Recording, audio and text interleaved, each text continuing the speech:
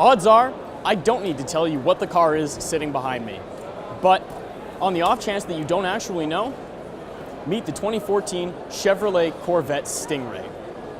That's right. For this year, in the 7th generation, GM decided to resurrect the legendary name. But not only that, it upped its game to build the Corvette that you've always secretly wished they would. Don't believe me? Well, let's start with the style. For this generation, GM gave the car more angular, sharper lines, more aggressive styling, and, well, a laundry list of performance upgrades that bring this car into a serious performance bracket that it just wasn't in before. Now, much of the car's styling is, well, very functional, including the vents going out of the front and rear wheels that help keep the big Brembo brakes cooler and more performing on the track, or at least so we would assume, and it'd be logical to think that.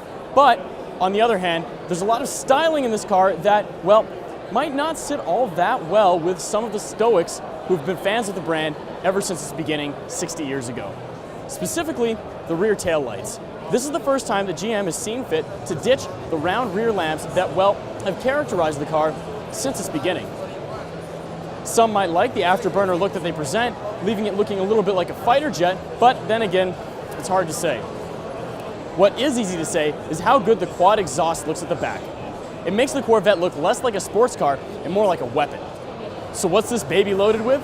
Well, for starters, GM built an all-new 6.2-liter V8 to resurrect the LT1 name. Now, it's nothing like the old LT1 motor, and it delivers 450 horsepower and an estimated 450 pound-feet of torque to this car. Now, that's enough to carry it from 0 to 60 in less than 4 seconds, according to the brand. Apart from that, GM also says that it's capable of up to 26 miles per gallon on the highway. That's a 24% increase over last year's model. Apart from that, GM will offer the car with, well, an automatic transmission if you want it, but personally, I hope that you don't. And that's because the alternative is a 7-speed manual. That's right, the car's joining the likes of the Porsche 911, but there's more.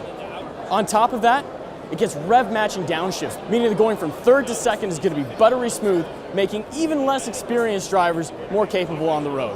The car's stiffer, it's lighter, and GM claims that it actually has a better power-to-weight ratio than, wait for it, the Audi R8 and Porsche 911.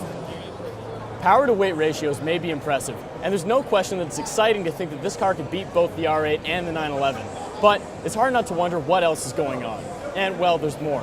Chevrolet is also offering a Z51 performance package, which takes the car farther than the base Stingray model.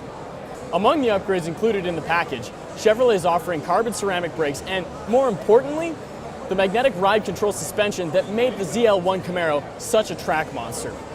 But that's all well and good until you remember that this is a Corvette we're talking about, which means a crappy interior, right? Wrong. In fact, this is the first time that Chevrolet has done a good job of building an interior that's, well, actually pretty impressive.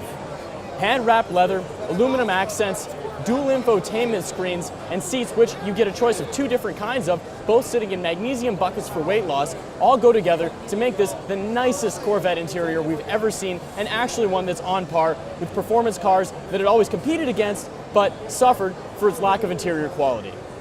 While pricing isn't announced yet, the car goes into production in the 3rd quarter of this year, and our fingers are definitely crossed that this is going to follow the Corvette mantra of performance value.